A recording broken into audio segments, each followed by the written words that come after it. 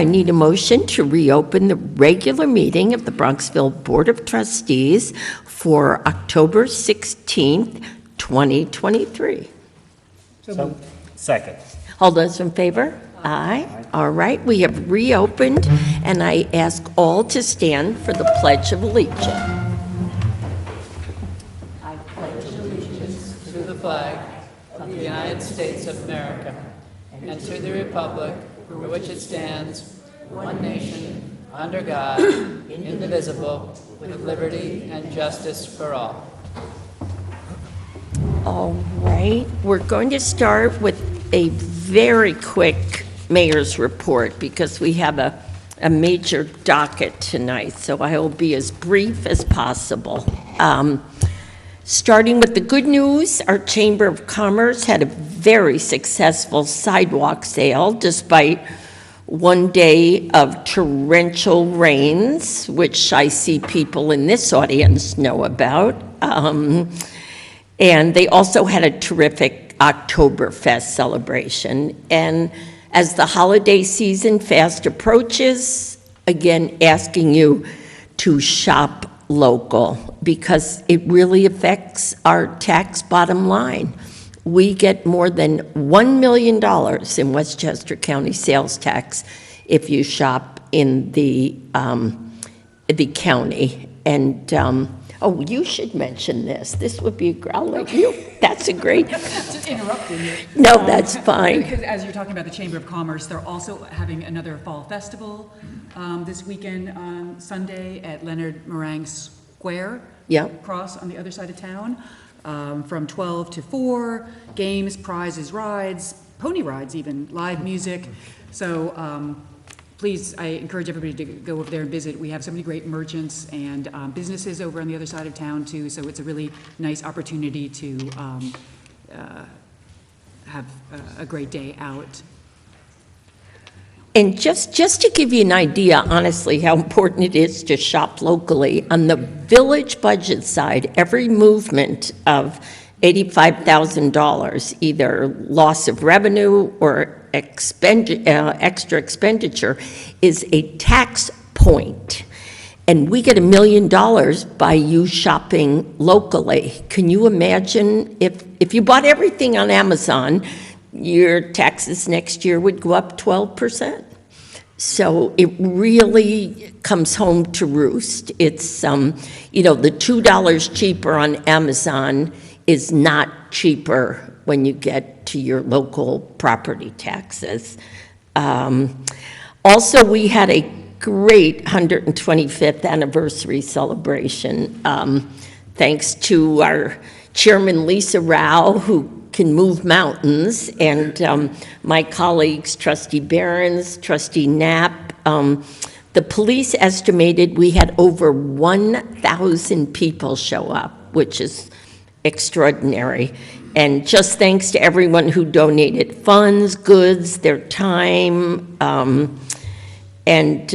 Also, I have to thank the incredibly gracious residents who, in spite of some catastrophic flooding a day before the event, because we almost canceled the event, people were so gracious to say, no, keep it going. So it was just amazing how kind people were in the face of adversity. Talking about flooding, we talked about it in the newsletter, just to have people know what our initiatives are past, present.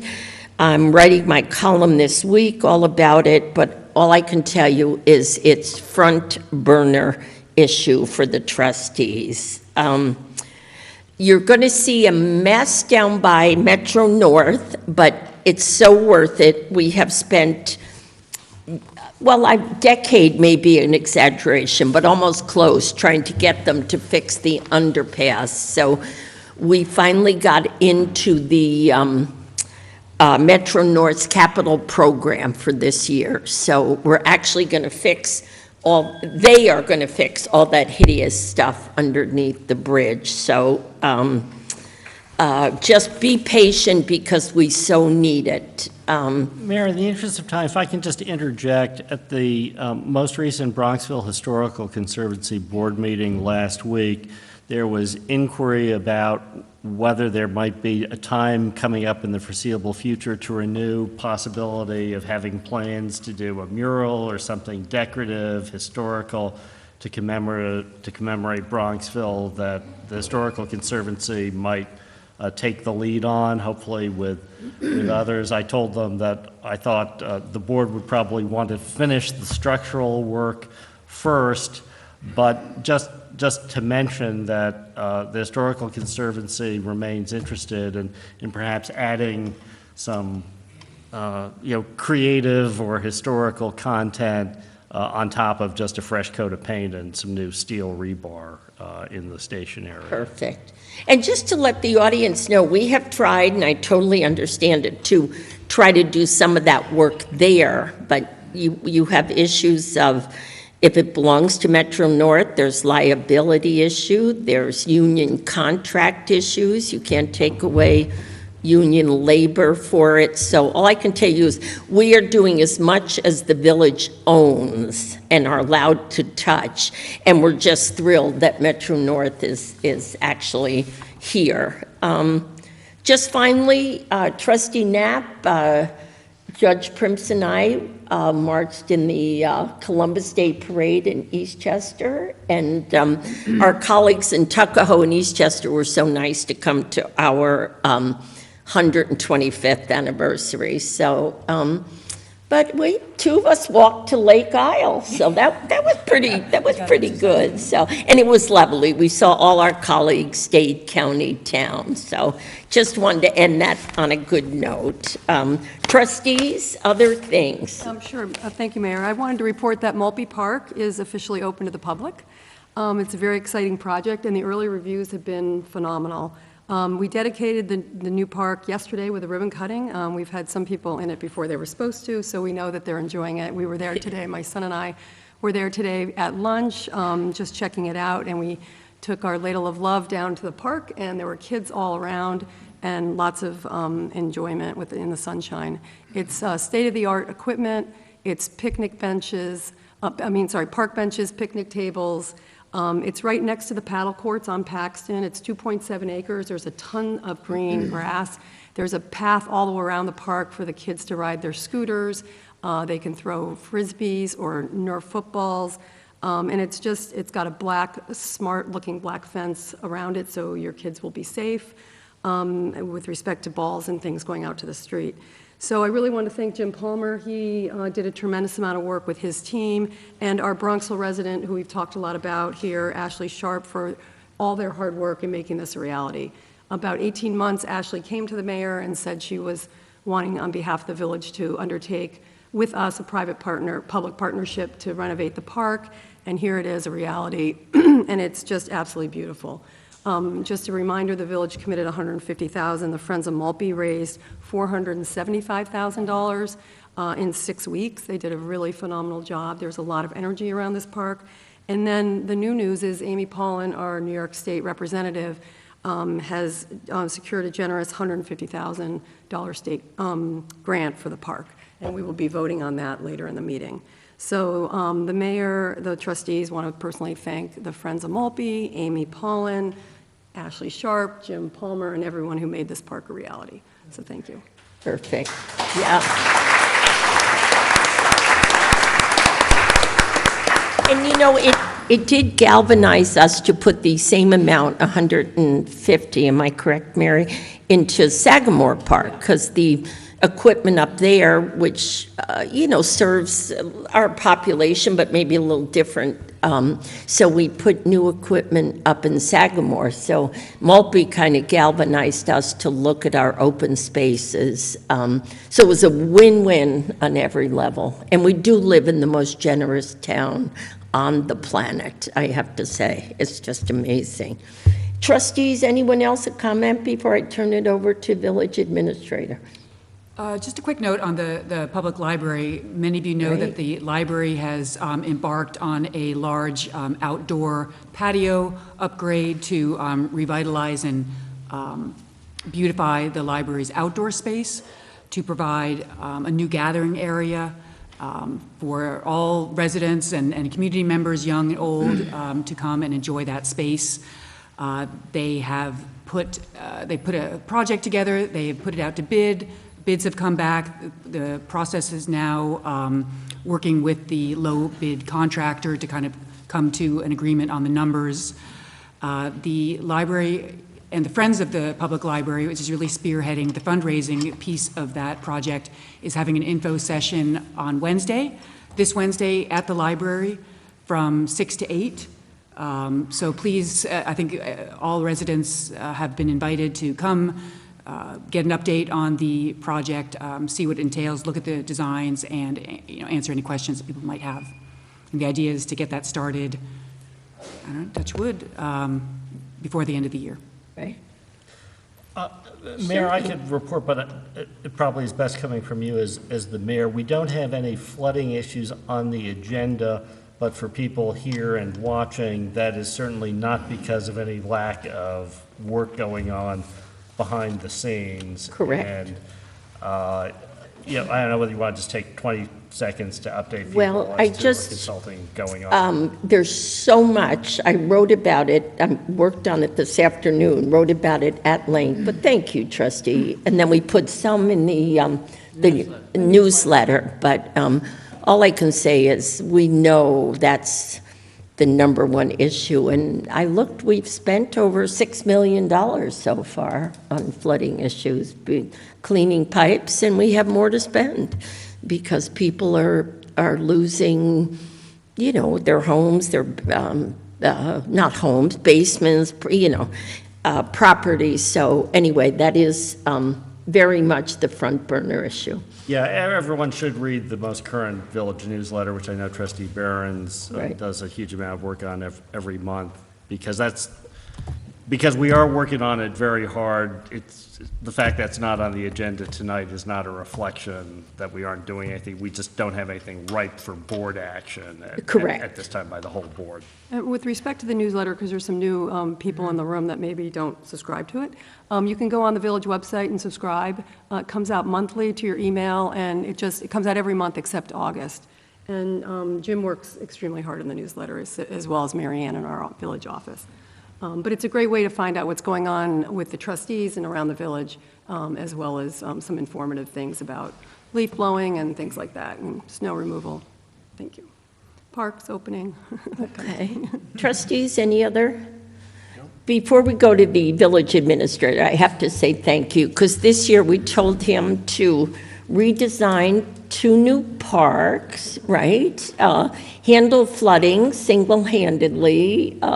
What else did we put on your plate? All over and above doing what you do all day. And I just appreciate, I love my job as a result of working with Jim. So thank you, Mr. Palmer. Thank you, Yeah. thank you, Mayor. Yeah, we have as you've said it before to some residents, we have a lean Village Hall team.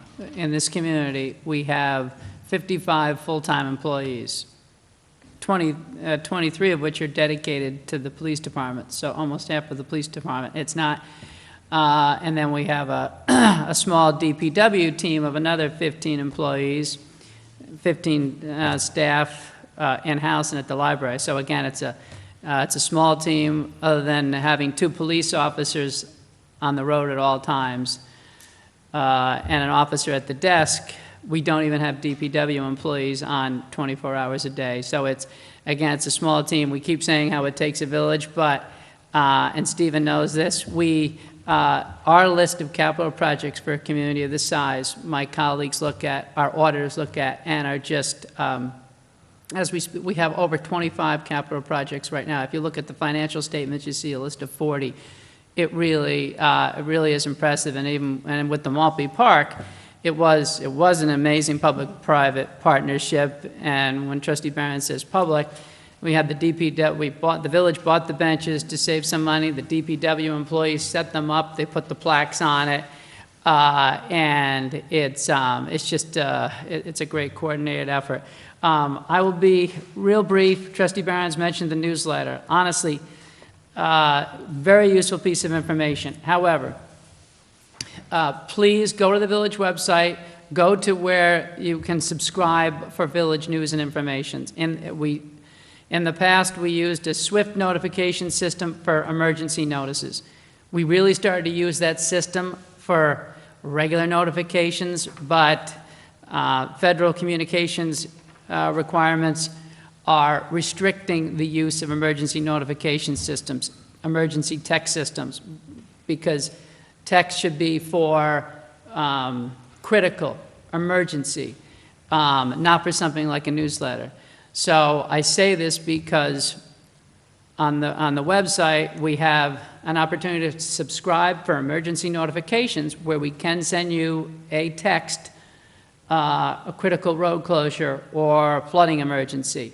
There's another spot under subscribe where you can decide if you want planning board meeting agendas, village board meeting agendas, or information such as newsletters. So you have to subscribe at two places. I know it's a little burdensome, but it's important. And we say the newsletter because in this month's newsletter, we recognize a lot of flooding issues. I can tell you that I work on it, the village team works on it every day. We're moving as quickly as we can with the engineers. Some of these involve partnerships with the town of Eastchester, since flooding doesn't stop at the village border. And there are tools that we do need the residents and the merchants to also take advantage of, which really leads me to my most important public announcement so we can get on to the Green Committee's presentation. And that is dumping any debris, leaves, yard waste, garbage into the public roadway is a violation of the village code. It's defined in chapters 260. Likewise, merchants, downtown business owners, they are responsible for maintaining the sidewalk in front of their place of business. The code states before the close of business, those merchants will sweep their sidewalk every day. They won't put garbage into the street. I say this again in the residential communities because what's a simple effort that residents can make with flooding? Keep leaves out of the street, especially near the catch basins. This weekend, the DPW is now doing leaf collection, picking up leaves. I know no one likes to put leaves at the edge of their lawn. The grass will start to die. The DPW is great. We just had a leaf box fully refurbished. We have other new equipment, other techniques like other communities. You try some different things. The really wet leaves we use are backhoe to pick up. It's more effective, especially when the leaves start to freeze. But the DPW is out every day now trying to pick up those leaves and will move quickly. But putting the leaves in the street, especially near catch basins, is not a good thing. We had, the mayor talked about how much we're spending on cleaning. We had a contractor out today cleaning debris, dirt, all that debris from these last two major storm events into catch basins to make sure the village system is operating at its maximum. We clean out those catch basins. But when the leaves go right on top of the catch basins, again, it's blocking the water from flowing down. The yard waste that's left in bags, the bags tip over, the trees start to get caught down in the basin.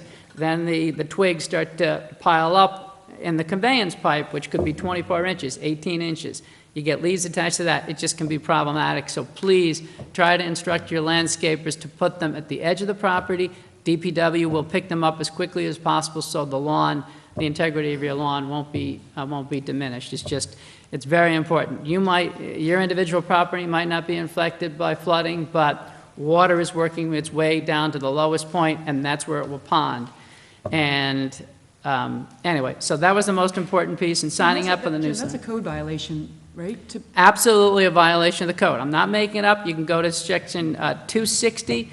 Talks about littering. No garbage, trash, rubbish, waste, or any other substance shall be thrown, dropped, or placed in any street, sidewalk, gutter, or catch basin. And it's in there for a reason, because, again, the village complies with what's called the Municipal Separate Storm Sewer System, MS4 program. We clean our catch basins. We do aggressively. But this time of year, it's just essential because we have been getting these larger storms where you can get a tropical depression forming off the coast combined with a cold front coming in from the Midwest. And anyway, without getting into weather, it results in these large events. So anyway, I'll leave it at that. It's very important. And again, more information. And Jim, just if you want to be a good Samaritan, you're out walking the dog, or just getting a constitutional, and you see junk in front of the storm drain, if you want to help out DPW and just sort of scoop up the leaves and the branches and put them behind the culvert, that's doing a public good. Adopt a catch basin. I love it, right in front of your place of residence. I do it on my street, my neighbors think I'm crazy, but yes, knowing that we need to get that water down there, keep the leaves out of the catch basin in front. Yes, thank you, Trustee Valdez. I like that Yes, campaign. That's all I have, sorry. yeah, thank you. And it's not only your neighbors that think you're crazy. He's the best. All right, I need a motion. Before we have our Green Committee, I just need a motion to accept the minutes from the work session of September 11th and the regular meeting of September 11th. Do I have a motion? So moved. And a second? Second. All those in favor? Aye. All right, motion passes. And now we have the presentation by our Green Committee of our Climate Action Plan. And I'm going to ask the chairwoman of our Green Committee, Ellen Edwards, to introduce the woman of the hour, Carol Upshur. And but before you do, the audience doesn't know, but Carol has put in hundreds of hours on this because we started at zero, and we now have, thanks to Stephen Shallow as well and Helen Knapp, we have bronze status, correct, in the state of New York for what we do in terms of trying to have, be a little more climate responsible. So, and Ellen, thank you to you as well. Thank you, Mayor. Before Carol describes the climate action plan that we're proposing, I want to provide a little context. In 2022, the Green Committee was working hard to document the steps that the trustees have already taken and to help them complete additional steps to reduce energy consumption and promote sustainability. We also realized that we needed greenhouse gas inventories of both our municipal operations and the village of Bronxville. By establishing a baseline number of how many tons of climate-changing gases we were emitting each year, we could then chart our progress in reducing those emissions. Carol Upshur seemed well-suited to taking on this challenge. As Professor Emerita at the University of Massachusetts Chon Medical School, she spent a career running large medical research projects funded by multi-million-dollar grants.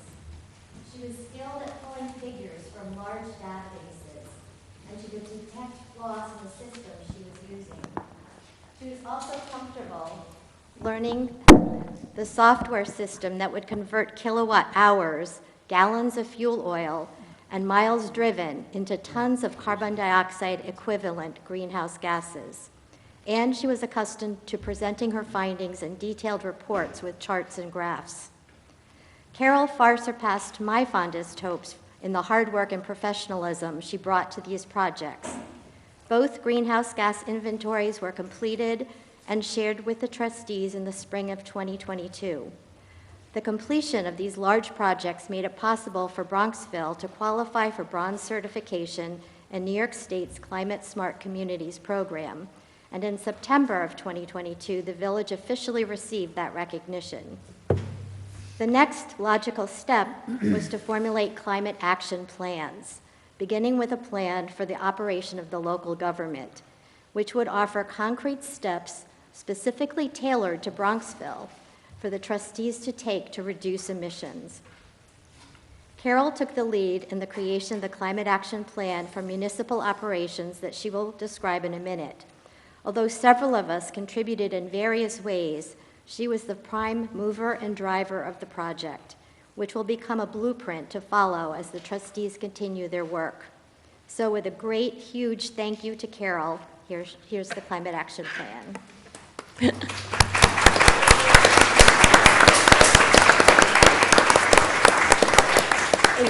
Carol, before you start, I see Maria's here, Maria Turjanian, who's a part of this whole Climate Action Green Committee team. So Right. thank you, Maria, as well.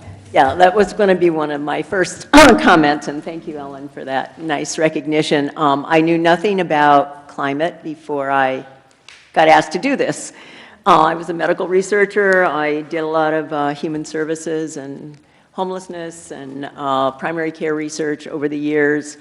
I have done a lot of policy work in the state of Massachusetts, but didn't know anything about climate, and it was a steep learning curve, not exactly the way I had planned to spend my retirement, but actually, I'm happy I've learned all of it at this point. So a climate action plan, a municipal climate action plan, as defined by the New York State Climate Smart Communities Program, is a strategy document that sets goals and outlines a set of initiatives to reduce greenhouse gas emissions. It sets reduction targets, creates a framework that includes priority actions, methods of facilitating the actions, and measurement of progress so that adjustments can be made along the way. The trustees voted to join a municipal climate action planning group sponsored by the Hudson Valley Regional Council, which is the technical assistance provider to the New York State Energy Resource and Development Agency, NYSERDA, last February. And the designees to our working group from Bronxville for this effort included Helen Knapp and Ellen Edwards and Maria Gingerian, and not the least at all, Stephen Shallow, who is the assistant village administrator. So the five of us really participated, went to Zooms, hammered this out. The group included 9 other communities working on the same task. And we met 5 times as a group from February through June with the TA providers. And then we also had lots of conversations with other communities, learning from them, what they've done that we haven't done yet. We did individual consultations with the resources we had to figure out what was possible, what was feasible, and what would fit Bronxville. So as Ellen mentioned, the planning has to start with the greenhouse gas inventory.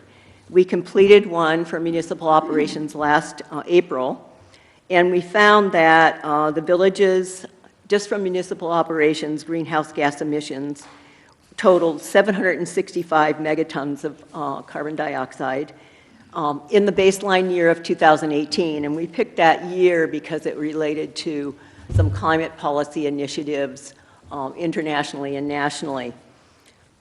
Consistent with the state 2019 Climate Action Leadership and Community Protection Act, we set a goal, which is a statewide goal, to reduce municipal emissions by 40% by 2030, which is included in this target, the target in this document. So it's not a target we made up, it's a policy initiatives for communities in New York State. And it's kind of the first step beyond which we're hoping to get further. And that would be a reduction of 457 megatons of carbon. So this plan has to figure out how we're going to do that, and that's what we tried to do, and I believe we have, but it's going to take a lot of hard work. So the planning for reductions come in 4 major areas of operations. Transportation, and in the case of transportation, it's the village fleet, and also employee commutes are considered.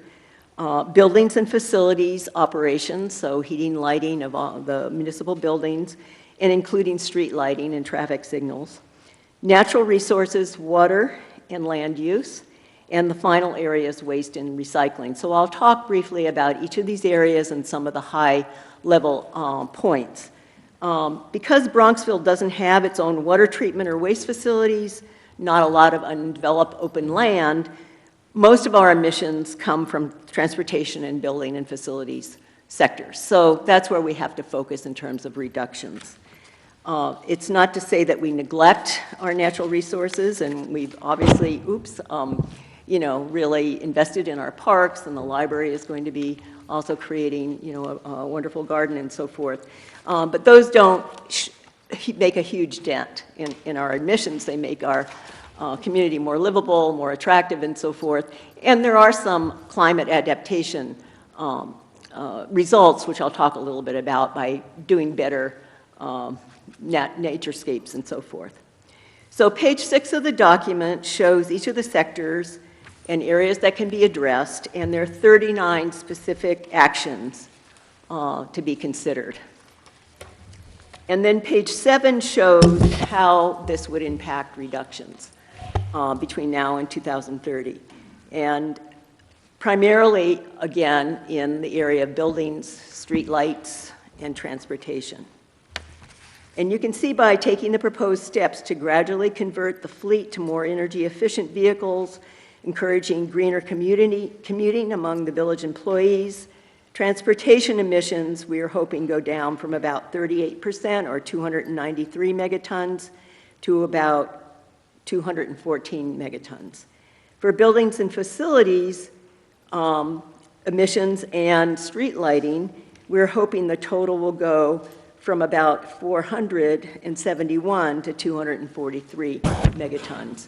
So these are projections that are based on a gradual reduction and entering into the software program that we're able to use from ICLEI, which is a municipal nonprofit organization around climate actions. And they have this sophisticated software that shows how you can calculate greenhouse gas emissions and how you can calculate reductions by taking climate-friendly actions. So that's kind of the big picture. And the rest of the report provides details about recommended action steps for each sector, potential reductions in greenhouse gas emissions, feasibility and implementation issues, technical links, and information about various strategies. And I'll just make a few comments about some of the key areas and also respond to some of the feedback that I know the trustees have gotten from some community members. So in terms of transportation, as Jim has pointed out, the fleet is small and well-managed.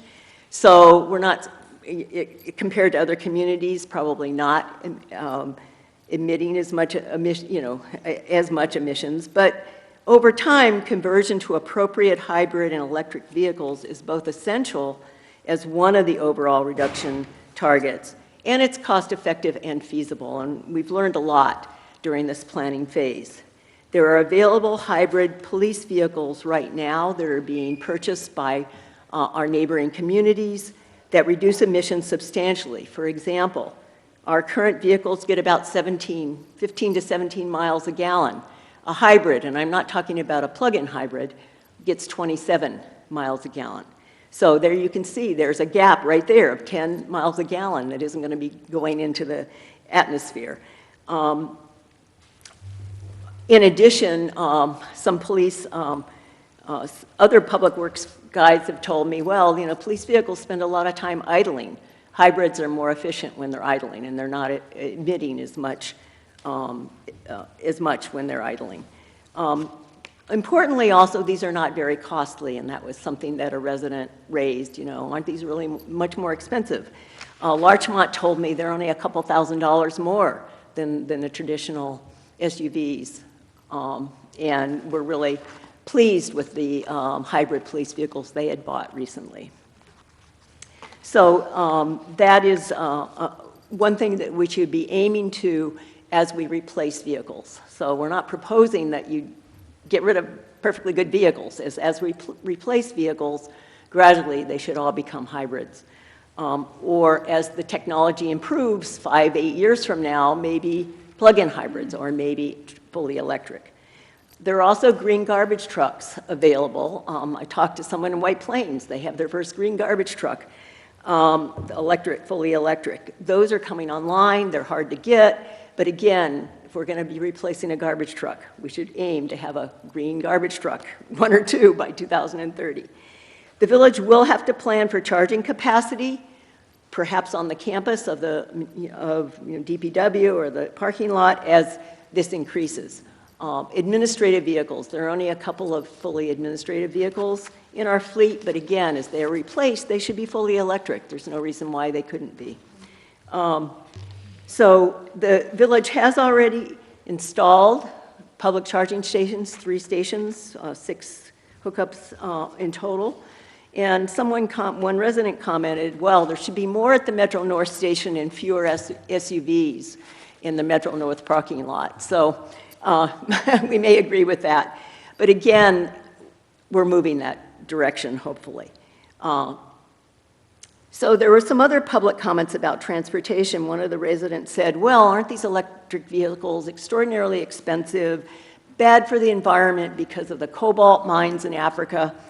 And, you know, we have all these high-quality jobs in the fossil fuel industry. We can't ruin people's jobs. And, you know, first of all, they're not that much more expensive, and the prices are coming down. Second of all, cobalt, it's true, is a difficult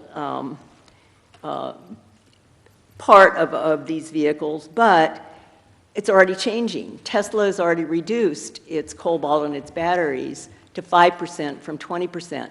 GM has announced they have a new battery technology that uses 70% less cobalt. The industry knows they have to get away from some of these rare chemicals that are required for rare metals that are required for batteries, and develop more feasible and sustainable batteries. They're recycling batteries. And in fact, I read a report that said almost all the cobalt mined, in fact, goes into our cell phone and computers, not cars. So if we don't want to be mining cobalt, we may need to give up our computers and our cell phones. But over time, this is being solved. It's already being solved. It's probably within the next 2 or 3 years, there won't be any cobalt in batteries. There are also, you know, issues around the damage that obviously that the oil and gas industry does, and so the transition just is something we're going to have to do. It's costly, but you know we do have to get there, and we won't be able to reduce and meet our target in the municipality unless we do something about transitioning vehicles. We can't just not leave things stay in one sector, you know, unless we can figure out miraculous ways to change our building operations. So again, that's something that can be considered over time. How do we shift where we get these reductions to meet this target? But it will be difficult unless we use every opportunity. So that brings me to the one of the main policies that should be adopted by the village, and that's something called an environmentally preferred purchasing policy.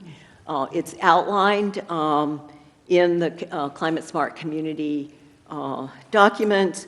It's not a mandate. It's that the village commits to thinking about all its purchasing and operations as being environmentally preferred. And so that was a concern of a resident. Isn't this make everything more expensive? Well, in fact, a lot of the greener products are less expensive. And a lot of these actions will save funds in terms of operation. For example, you know, converting to greener vehicles. There's less maintenance and we won't be paying as much for gas. So it doesn't mean that everything costs more over time. Also, the state of New York has a program where municipalities can enroll a green purchasing program that's mentioned in the document that lists, and they vet and list and get good pricing for municipalities for all sorts of products, office equipment, paper, vehicles, wash machines, water heaters, you name it. So there's a path to do that and to really focus on buying things when needed that are as green as possible. So let me move on to buildings and facilities. So this is the biggest area of our admissions and the biggest area where we have to approach things. Now, the village has already done a lot of things. And so this makes, in many ways, it may make it a little more difficult for us. So the plan is really to gradually, incrementally do some things. The village has a geothermal system in Village Hall already. We have a new DPW building. The library HVAC has been upgraded. And thanks to Jim and Stephen, 600-plus streetlights have been converted to LEDs. And that's really important because LEDs are 85 to 90% more efficient than incandescent bulbs and 50% more efficient than fluorescent bulbs. And so we expect to save at least 100 megatons of carbon, as well as money, thousands and thousands of dollars a year by making this conversion. So I'm really looking forward to collecting all the electric data next year and seeing how it's changed. The village is also has engaged in energy audits of our 3 major buildings, and this will provide additional information about how we can incrementally improve operations. For example, even though we have a geothermal system here in this building, we still use 4,000 gallons of heating oil a year. So I'm hoping that this energy audit will give ways to cut down on the use of oil, even though we have the geothermal system. And finally, the report does recommend we work with Eastchester to make sure the firehouse is also energy efficient. The big thing for the community that would be new and has been a challenge, and I know Jim has tried a lot on this issue, is figuring out a way to have some solar installations. The DPW building was designed for solar, and frankly, we won't get to a 40% target reduction of greenhouse gas emissions unless we can figure out some way to add some solar capacity to our operations. And many other surrounding communities, Larchmont, Croton, have really aggressively figured out how to put solar panels on firehouses, on DPW buildings, on ice rinks, and so forth. I've done a lot of work to figure out what have been the barriers for our DPW building. That's the place to start. I calculated we could generate 120,000 kilowatt hours per year from that building. That's about 20%, 25% of all the electricity used by the municipality. So we really have to tackle that. And it won't be tomorrow that we have solar panels on that building. It might take a couple of years, but we really need to aggressively work through that, and we have gotten some technical assistance about how to approach that.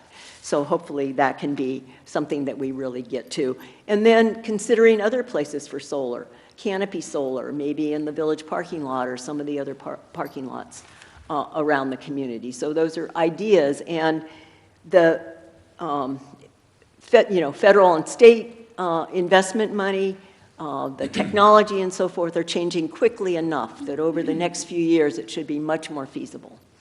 I have even heard that they're starting to develop window film that generates power that you just put up on windows. So there was a comment from a resident is, why aren't we promoting residential solar more? And I would love to have us promote residential solar and questioning, the changes in the code or whatever. And I'm not familiar with the code changes that recently happened, but I know the trustees have been trying to make it a little easier for homeowners to put residential solar. But I will say there's an easier way to go about allowing members of the community to have green power, and that is for the village, which would be a village policy adoption to endorse Westchester Power and let Westchester Power contract for community green power for residents and small businesses in the community. This is a completely opt-out program. No one's forced to do it, but because Bronxville's topography and house roofs and the tree cover and everything, not every house is going to be primed for solar. And so if someone wants to really support green infrastructure, this would be a way to do it without having to put solar panels on your own roof. So that's something that's in the plan to be thinking about and to be considering. And Westchester Power already has 29 communities in Westchester. They bid for, they approached Bronxville and several other communities in Lower Westchester, and I've had a lot of conversations with them, and they would really like to engage us. They have a lot of ideas for how to get better contracts for communities. One of the things that everyone says, is it going to be cheaper? Well, it depends on your use, and energy costs go up and down. Now we know, unfortunately, energy costs are probably going to be really high going forward. We've got two wars in energy, in energy sectors of the world. Interestingly, their most recent contract for Yonkers, the rates are lower than Con Ed consistently because of the energy sector and the way the contracts were written. So this is a way for the community to invest in development of green power, solar and wind, and to allow residents to make that choice. So that's a big part of the plan, and to the extent that we do that, we get carbon credits. We offset our gas emissions. So let me briefly just mention some things about natural resources and recycling. Carol, maybe Yeah. just in the interest of time, Yeah, since yeah. I think the 90% of it is Yep. transportation and buildings. Yep. Sure. Maybe you could just quickly summarize, and I think it's very interesting to know, when we're considering this, how it would be monitored and evaluated as time goes on. That's, yeah. Good. Okay. Well, just, given the concern for flooding in particular, we put a lot of things into the natural resources sector, that there are kind of unique ideas around developing things called tree pits, bioswales, landscaping kinds of things. And of course, we've talked briefly about planting more trees. Those are all things help flooding. So there are some recommendations around how do we maintain tree cover, how do we support species that will be appropriate and so forth, that not only prevent flooding, they improve air quality and the temperature control in terms of our hot summers. In terms of waste and recycling, we already have a food scrap program, municipal pickup of leaves and so forth, but a greener thing than picking up leaves would be to do mulching mowing on yards and leave the leaves where they are. So that's something that could be promoted. We also have some recommendations for some other types of collection of recyclable materials that residents might be able to benefit from. So in terms of monitoring, there is an implementation plan suggested or process suggested on page 27. And what really, it will have to be working groups, trustees, employees, breaking out and taking on various tasks over time and figuring out how we're going to do this. But in terms of monitoring, we will be redoing the greenhouse gas inventory. In fact, my plan is to redo it next year to capture from 2018. That way we can capture the improvements in the library, the new DPW building, and all the LED lights, and already see how far we are there. And I do expect it'll be a few hundred megatons that we've already made by then. And then we can begin to think, going forward, what other actions we can take. So there. God, you're never retiring. Pardon? Thank God you're never retiring. I know. Well, I try to put everything in the reports and all the links in case I do disappear, so someone can pick it up and follow it. So I'll leave it there. It's not going to be an easy task, but it's really to bring everyone's awareness in terms of village operations. How do we make everything greener? Just like we have to do in our own homes. The same thing. Are we recycling? Are we driving less? Are we buying a hybrid? Or whatever. So anyway, I'll leave it open for any other questions people have. No, just to tell you, we've all read it, and we've read the comments from a couple residents, and we're prepared to review and act upon things, and we just appreciate your bringing them forward. So thank you. Great. Well, we do, the trustees, thank you.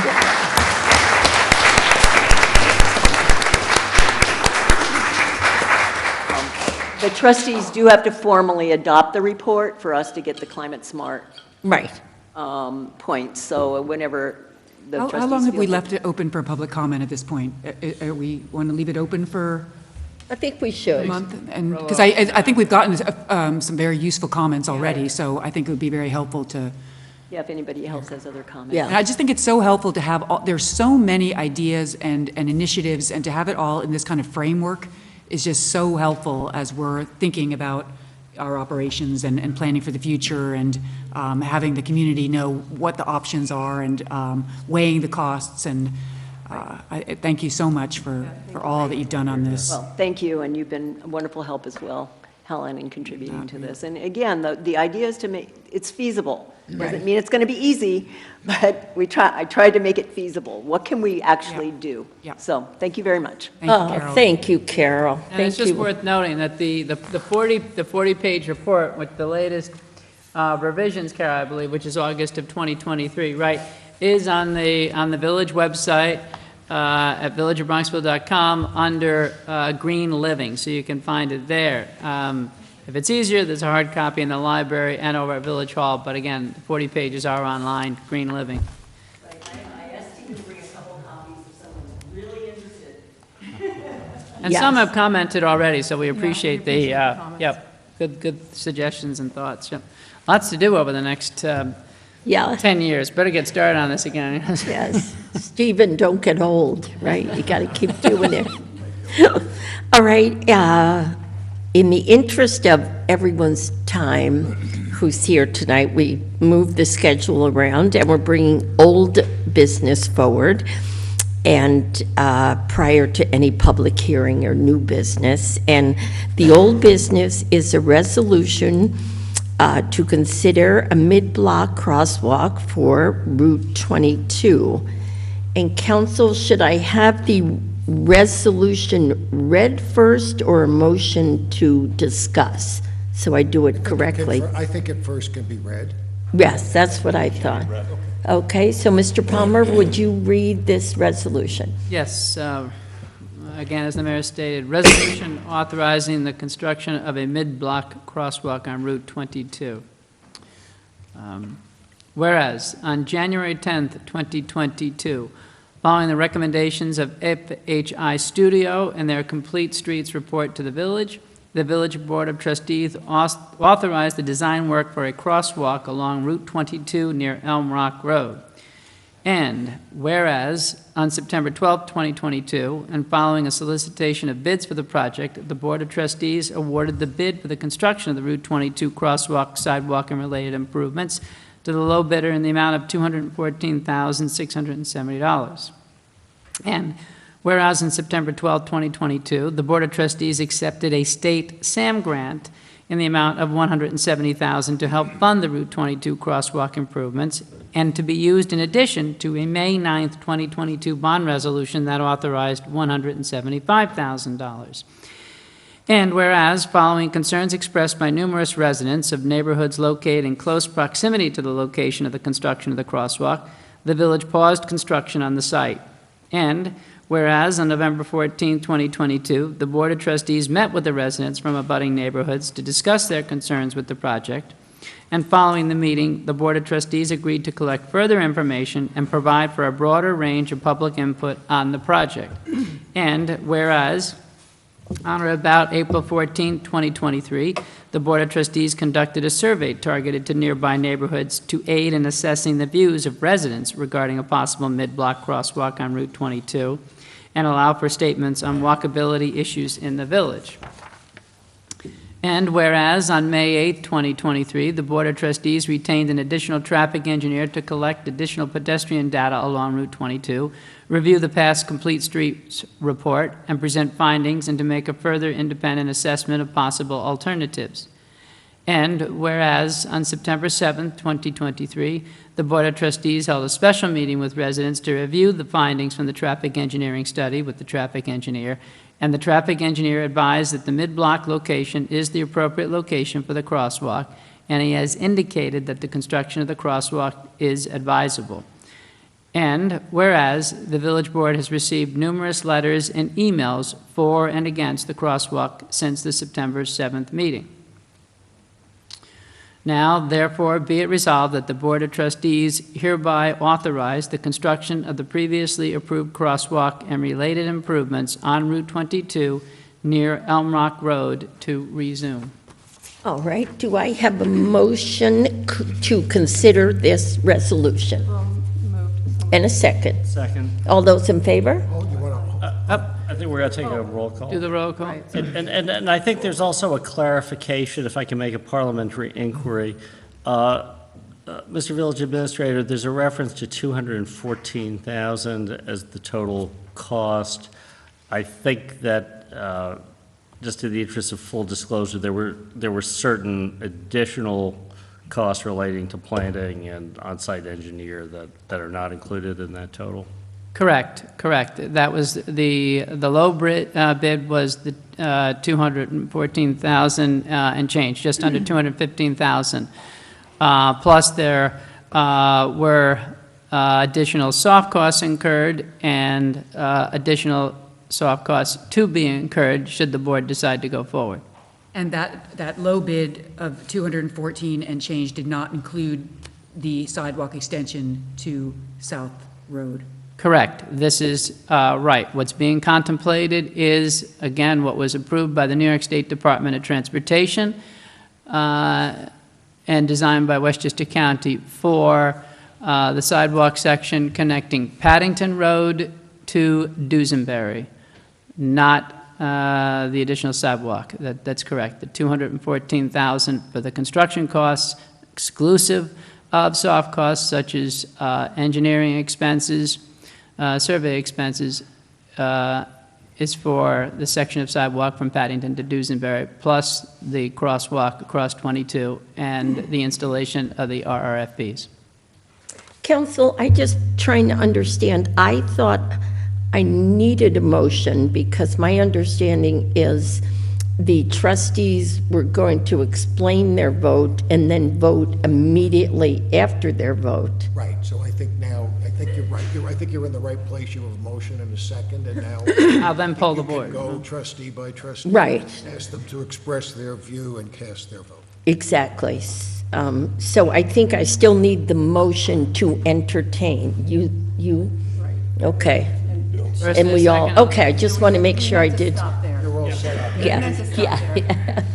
All right, then I think we'll just go in alphabetical order, and the mayor is always last on these kinds of things, so it would be trustee Behrens. Okay, great, thank you. On September 22nd, 2022, this village board unanimously voted to approve a crosswalk equipped with a rapid flashing beacon at Elm Rock Road and a sidewalk on the east side of Route 22 from Paddington to Dusenberry Roads. On that same day, we also unanimously voted to accept a state grant from Senator Shelley Mayer of $170,000 for the project. The New York State Department of Transportation, which has jurisdiction over Route 22, as it is a state road, has reviewed and approved this project. To further assess the merits of this project, the village hired an independent traffic and transportation expert, Colliers Engineer and Design. After analyzing 220 hours of data, the traffic expert concluded that a crosswalk at Elm Rock is merited and would be significantly safer than no crosswalk. And Collier's findings and recommendations lined up with our initial traffic consultant, FHI Studio. The trustee board relies on experts on matters such as this. Both traffic consultants and the New York State Department of Transportation have all come to the same conclusion on the merits and advisability of a crosswalk at Elm Rock. There has been a lot of interest in this project, and we appreciate the thoughtful feedback on both sides. The village prides itself on walkability and safety. The crosswalk aligns with these values because it enhances the safety for the many residents of all ages who cross Route 22 at Elm Rock, promotes walkability, and bridges the east and the west sides of the village. For these reasons, I am voting yes for the resolution. Okay, all right, then we go to trustee Fredericks. I want to join in the comments of my colleague, Trustee Behrens, so I will try not to be overly duplicative. At the outset, however, I'd like to make a personal comment, which is I want to commend the mayor for her efforts to try to find consensus in the community. Sometimes it is not possible to find consensus that makes everyone happy, but I think the sincerity and her diligence in trying to find that consensus is commendable, even if it hasn't necessarily achieved fruition completely in the community. We'd always like there to be complete unanimity, but I want to just say, regardless of where we come out, and there have been some differing opinions, I want to thank the mayor for leading in that vein, which I think represents the best intentions of Bronxville and Bronxville governance. When we agreed to suspend the work on the project, I had 3 questions, and in fact, the mayor in a letter to the community reiterated these 3 questions. Is there a way to improve safety on an overall basis for those who are crossing Route 22? Or is the status quo the best we can do? If there is a safety improvement possible, is Elm Rock or the immediate vicinity thereof the right place as opposed to Woodland or Sherman or some other location? And third, is there sufficient demand? I think the board took each of these things very seriously, and as I said at the time, and I will reiterate today, I've always taken the safety portion of this the most seriously. As Trustee Behrens indicated, we've had 3 private consultants, or 2 private consultants teams look at it, as well as the New York State Department of Transportation.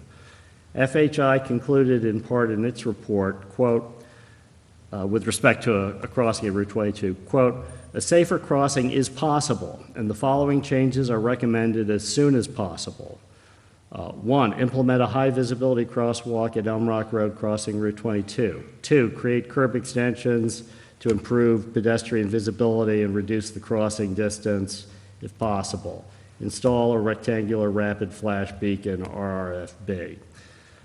We had our own separate engineer, Colliers, look at these findings.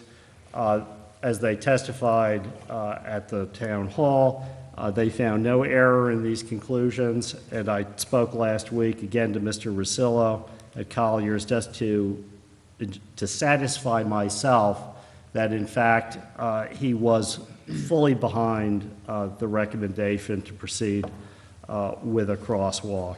And that I want to just make sure I understood that and understood how he'd used the terms compliance and some other things at the town hall. I think it's inevitable in the nature of these things that some people may hear different things from different experts. Sometimes I'm reminded of the phrase lies, damn lies, and statistics, which is why sometimes one gets a statistician to explain to people like myself what the numbers actually mean. But as Trustee Behrens said, I think, I am not a traffic expert. We rely on hiring competent, professional experts who we can rely on.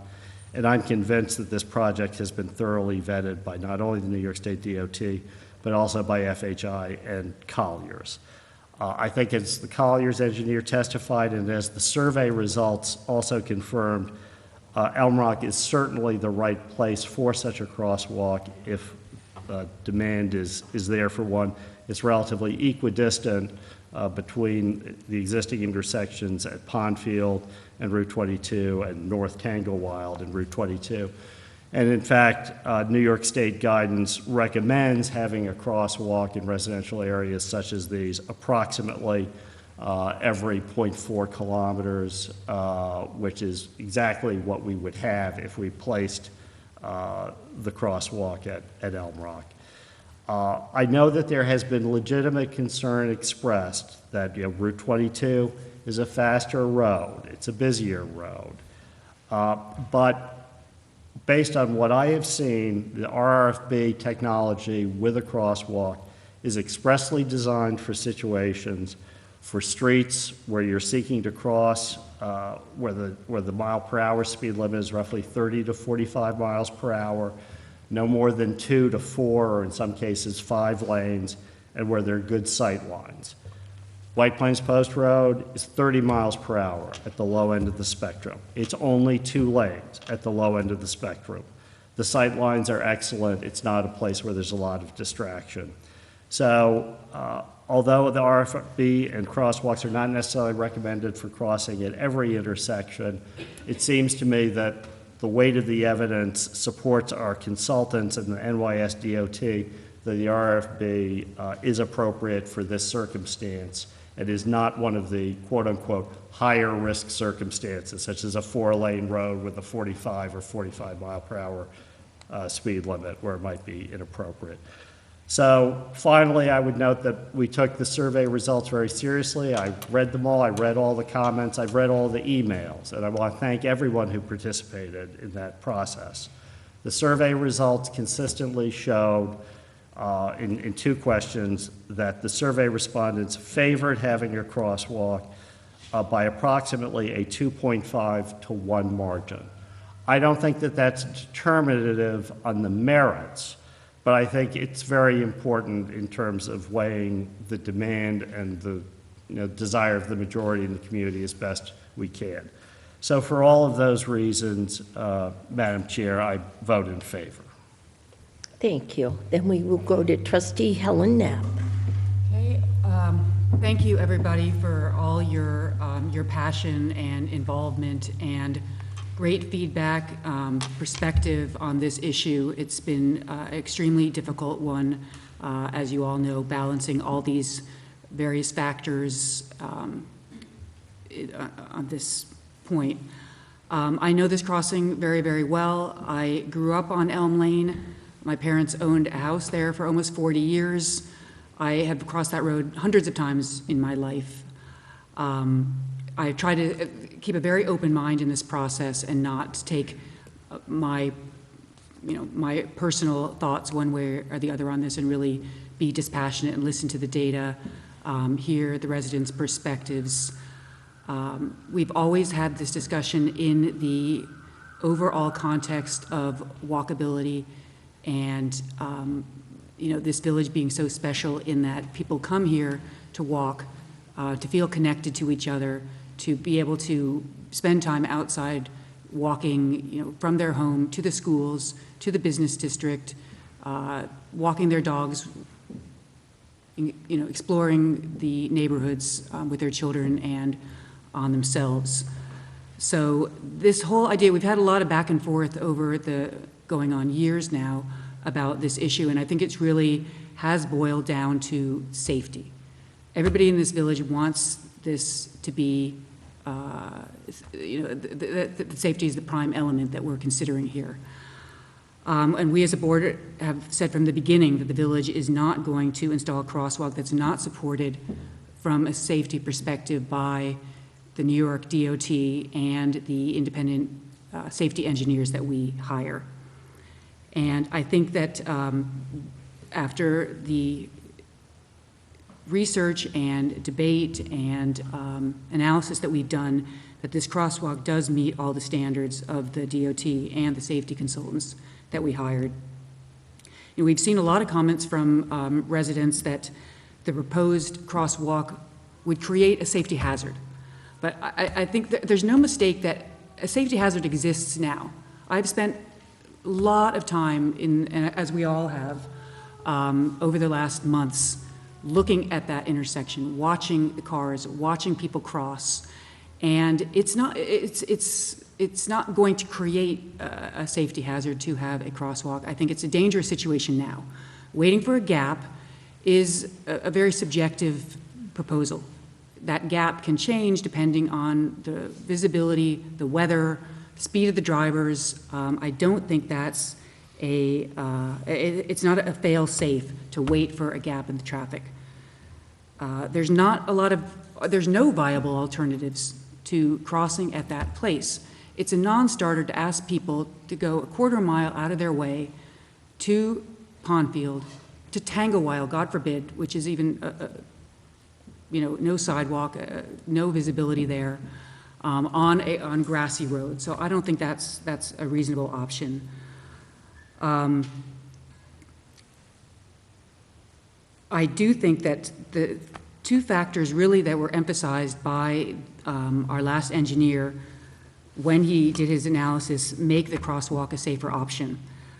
High visibility on the street for a rapid, on 22 for an RFP will give drivers advance warning that pedestrians are intending to cross. Right now, there is no warning for the people who are going to cross.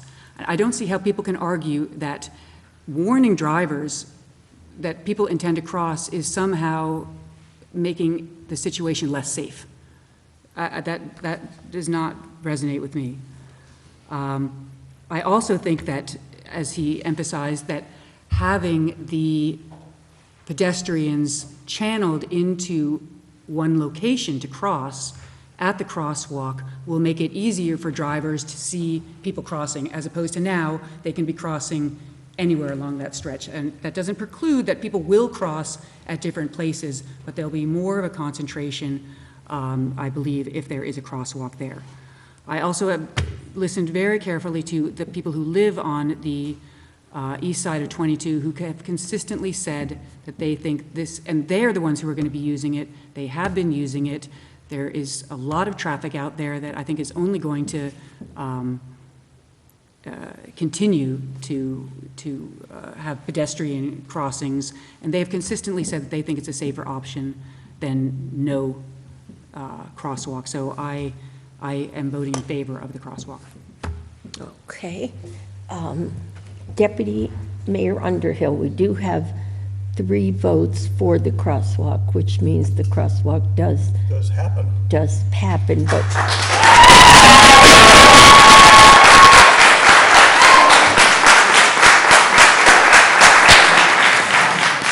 would you like to make a statement? Echo Trustee Frederick's comments. So, Bill, thank you for those comments about Mary's efforts here. I think that I think that I personally want to apologize because I think that we as a board could have done a better job way back in terms of communicating. So if I could have done one thing differently, that would have been it. Same. I think, given that as a fact, the efforts you've made to bring people together and create forums and try to find a way through this has been both with the residents and with our representatives, Shelley Mayer and Amy Paul, you've been just terrific. In terms of what has changed since then, I think one of the things that I've seen that's really become abundantly clear to me is that flooding is the big issue in this village. And I'm reluctant to spend a lot of money, and a lot of it's even less so money, it's our scarce resources that we have with Jim and Steve and our team. To me, our number 1 priority in this village is flooding, 2, flooding, 3, flooding. Number 4 is addressing dining in downtown. So with that, and with respect to my colleagues, I would vote no. Okay, thank you. I'm going to keep my comments very short in light of the approval. Our police chief, and I hope you all can appreciate my comments, he believes a crosswalk at an uncontrolled location creates a false sense of security, especially for young pedestrians. His view is mirrored by the National Highway Safety Administration, saying marked crosswalks at uncontrolled locations, intersections, or mid-blocks may pose greater safety concerns for pedestrians because motorists often do not expect pedestrians to be crossing at such locations. The chief has spent 35 years viewing and assessing Route 22, and thankfully during his tenure, there has not been a single pedestrian accident. Just by way of background, our chief, who 2 recent district attorneys have told me is the finest chief of the 45 in Westchester County, he became a chief within a year of my becoming an inexperienced new mayor. We have a long and supportive history, mayor and police chief. In the 18 years we have collaborated, quite frankly, on a daily basis, he has never, ever steered me wrong or given me bad counsel. We have counted on each other through thick and thin and have been each other's sounding board as we both try to do what's best for the village. I trust him implicitly, as I should. Given our long history of mutual trust and confidence, I will be, and I believe should be, in unison with the police chief as our chief safety officer in the village. And so I will not be voting in the affirmative, and I hope you can appreciate that. That being said, I totally respect my colleagues' votes. I know how hard they've worked. I know how much sleep they have lost. And this group, who we respect each other enormously, we will move forward in unity of purpose and mutual respect. Thank you all. Thank you.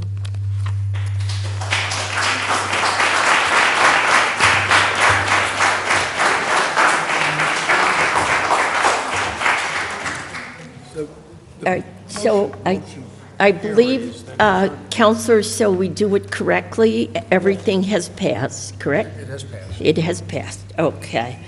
Now we will go to our, I think we have 10 new business items. If people would like to go home, I totally understand. Good night, everybody. Good night.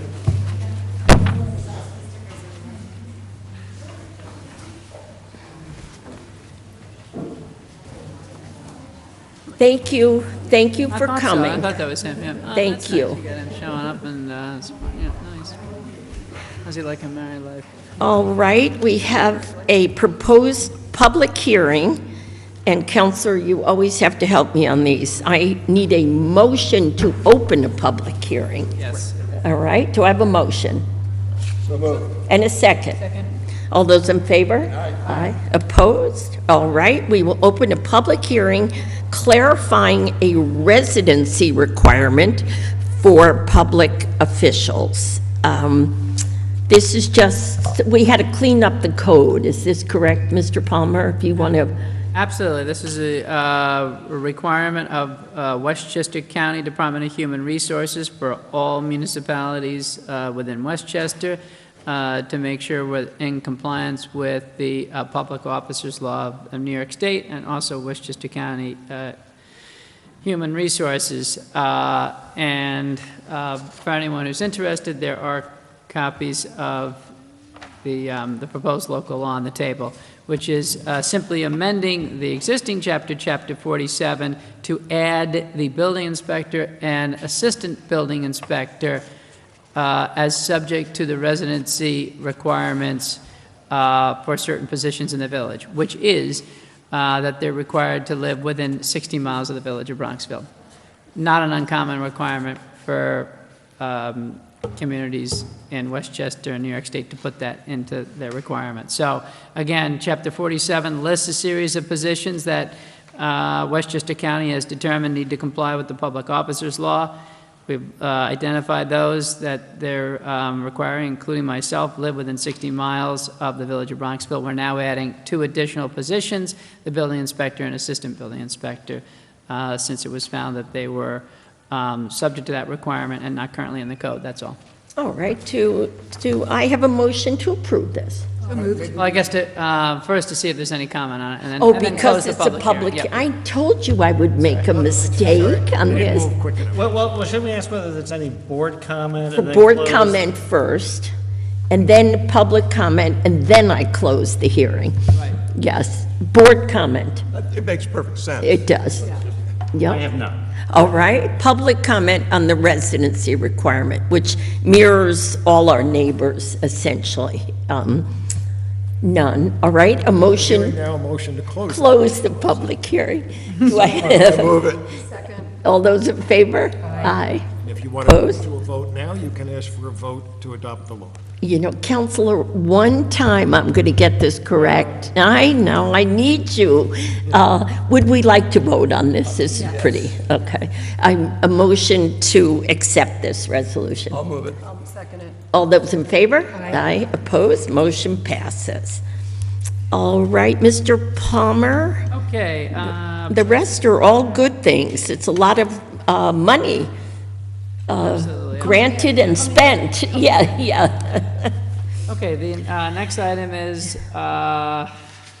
authorizing the application of and acceptance of 2 SAM grants, which is, again, state and municipal programs, grants, and these are both for Maltby Park and the west side improvements. I guess you could do, maybe we'll do actually 2 separate resolutions. Again, the Maltby Park streetscape improvements, Trustee Barron's already went through. This amount is for $150,000, and again, it authorizes us to submit the application and to accept the approval of it. And it was secured by our New York Yes. State Representative, Amy Paulin. All right, do I have a motion to accept the money for? Can I have a question first? I think we should let Mary Barrett get to move this one Oh, all right. when we get to the time. Oh, Go ahead. sorry. So when you say streetscape, does that include the road in front? It's not just within the fence, it's outside of the, It leaves open the possibility. Exactly, so we- for whatever. The broader, yes, the broader the better. So specifically, lighting, curbing, sidewalks, recreation equipment, and related landscaping improvements. Yep. So yes, it could be for items, yes, right outside the park. As I've mentioned, is something we can discuss at a future meeting. The first goal is to submit the application, get approval for it. But yes, to potentially widen that sidewalk to make it 5 feet in width and to remove Which the, Chief would like to do. yep, drainage and Yeah, train. right. drainage and, okay. All right, good point. Trustee Frederick said, would you like to? So moved. All right, in a second. Second? All those in favor? Aye. Opposed? Motion passes. Okay, and then the second grant, also thanks to Assemblyperson Amy Paulin, is for improvements to the west side traffic circle. Again, authorizing the submittal of the application and the acceptance of the grant. And this is for the pedestrian and vehicular improvements at the west side circle, which is principally there, pushing out, for lack of a better term, the sidewalks at the crosswalk at Leonard Menage Square to reduce the exposure of the pedestrian in the crosswalk.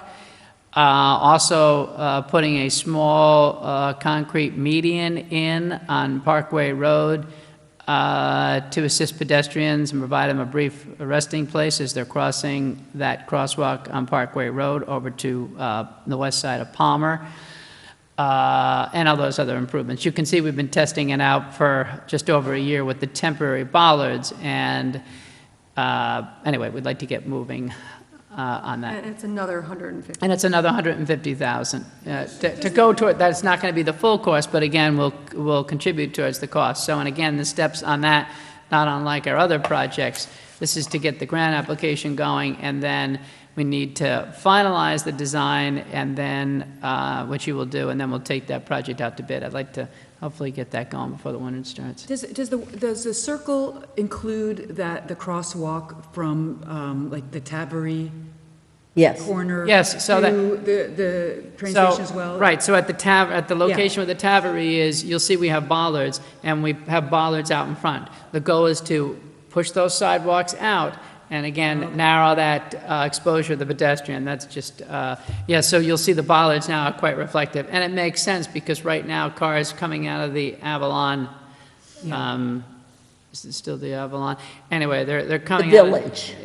The Village, they're coming out of the parking garage, and they should be able to pull a little bit forward and they can't do that right now. But those ugly yellow things will be And the gone. bollards will be gone. Instead, it'll be nice, it'll be nice curbing. It'll be That's a curbing and legal term for the bollards, ugly yellow. Yeah, But you're a maintenance issue, but it was a good way to test it. yes. What's the timing on all this, Jim?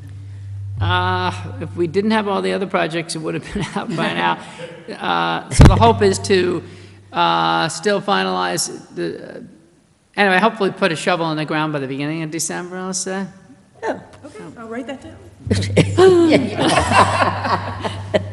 There's no more rain. You're Yeah, right. right. I mean, again, flooding is priority, but All right, Stephen's going to help us I get this will done. move that as a West Side resident, and do I have a second?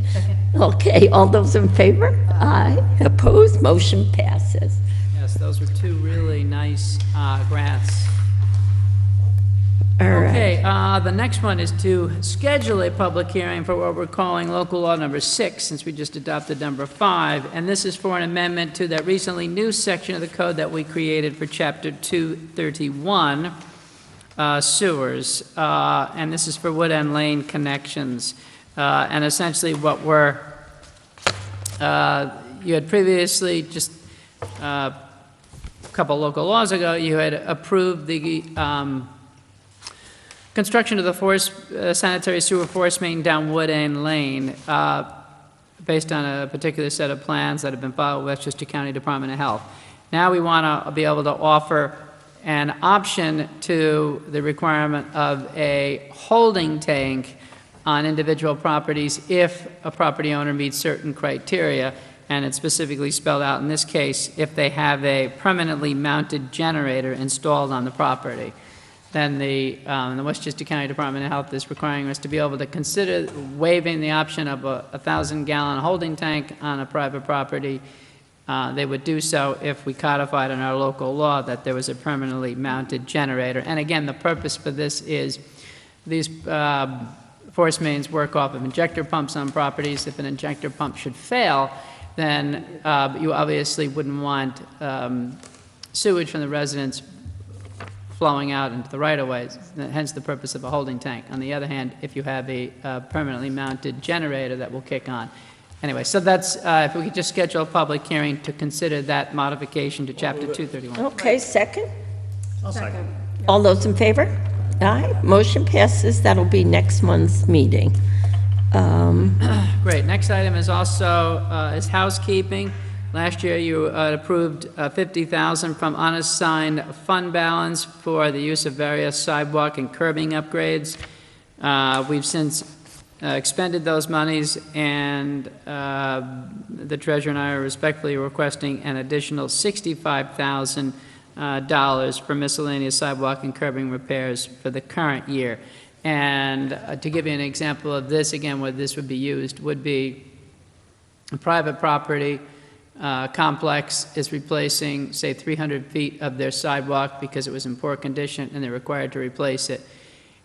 If our curbing also needed to be replaced at the same time, or needed to be replaced, it makes sense to do those two at the same time. And the curbing is the responsibility of the village, so that's where we use the curbing. The village also has some of its own sidewalks that need to be replaced. There's area where we're expanding tree pits in the downtown, and we need to cut out the sidewalks, perhaps make some improvements for our tree pits, which are the responsibility, so we apply that there. I'll move it. Second? Second. All those in favor? Aye. Opposed? Motion passes. Deputy Mayor's moving These are that's down there. pretty, sorry. Well, these are pretty non-controversial, Sorry, the next shall we one- say. The next one is just authorizing the use of our CHIPS funding. This is our state highway money, which has remained unchanged for the year. The state is providing up to $254,000 for our, towards our repaving program. So this is authorizing use of that. And this is just kind of the norm, correct? Yes. We do this every year. Right, this is just, okay, so I'll move it. Second. All those in favor? Aye. Motion passes. Okay, you have one tax certiorari settlement. I believe the property address is 7 Hemlock Road, and it involves the year 2020. 1 year, the reduction in the settlement provided by our assessor is provided. It looks like it results in a refund from the village for the 2020 assessment year of I think it was just over 2,000, what page is that? 2,000 204. from the village, right, and then $9,111 from the school district for the assessment year 2020. Again, that's for 7 Hemlock, as agreed, recommended by our assessor. All right, I'll move it, and do I have a second? Second. All those in favor?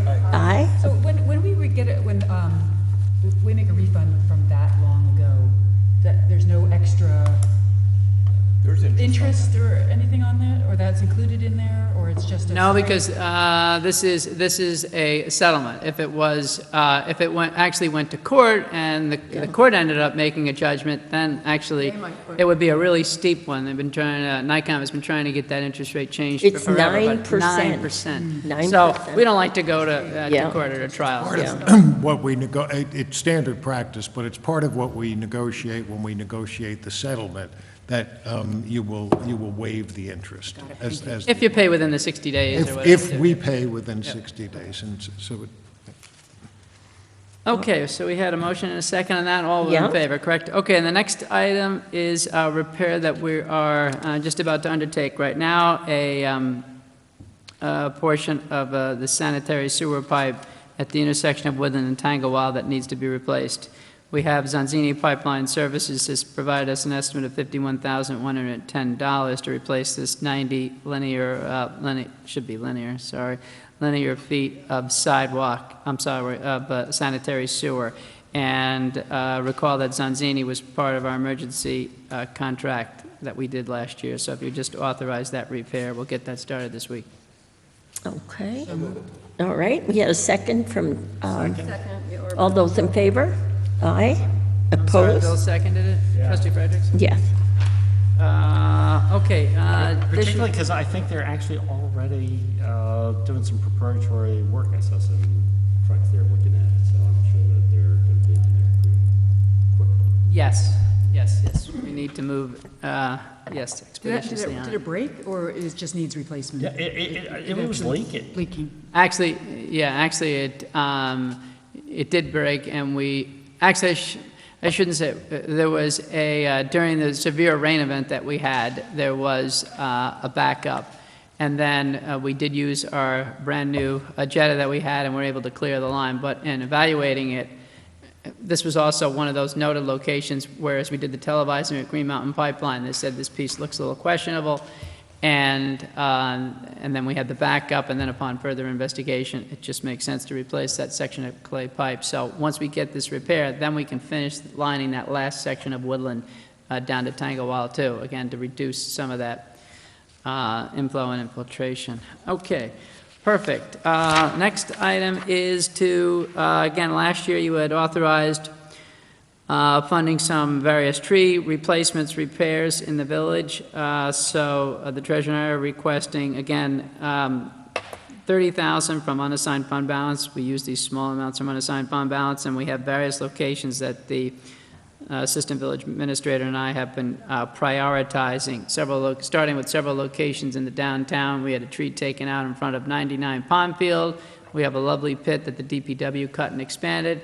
It's tree planting season. We got some beautiful trees planted, so this $30,000 will go towards that. How many trees is that? Right. We have six or seven locations. 5,000. Yeah, it's, believe it or not, it's, again, we're getting sizable caliper trees, and then in some cases, we'll put the pervious flexi-pave in, but one location is there in front of 99 Pondfield. We have in front of the movie theater. Unfortunately, that oak died and was taken out, so we need to get actually the stump is ground out, but that's another location. There's a spot up at the northern triangle we have on the list. So some residential and downtown Is areas. there more? I mean, is there, are there, If you have- is there something else on the list that we could? If there are other pressing locations, and and Stephen's keeping a running tab, sure. Residents can always call that in too, And Jim, the Please. trees that you're picking for replacement are off the list that are pre-approved by the Green Committee. et all right, cetera. and consistent with what we have that are, yes, native, for example, and then we do get some input from, in the case of, the downtown, we're looking at trees that are consistent with what we have, such as swamp oaks, where we also can still have sizable pits for the trees to go. So, it is several factors, and, but yes. Okay, I will move that. Is there a I'll second? second. All those in favor? Aye. Opposed? Before we go to the last one, you mentioned the village treasurer, and Lori Boss is here at every single meeting. Yes. And how far after the meeting do you have to drive home? About an hour. Less than 60 miles, though, right? You know, I just got to say, here's someone else who works every weekend. I'm in here putting the agenda and the packets together on Saturday, and I hear the copier going, and that's Lori processing purchase orders or paperwork from home on a Saturday. So we're, you know, again, we talk about a lean staff, and we're working on some solutions in that regard, even potentially with the school district. But anyway, so thank you, Lori, when I heard that copier go off on his.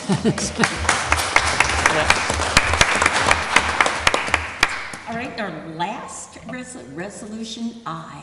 Yes, and this is,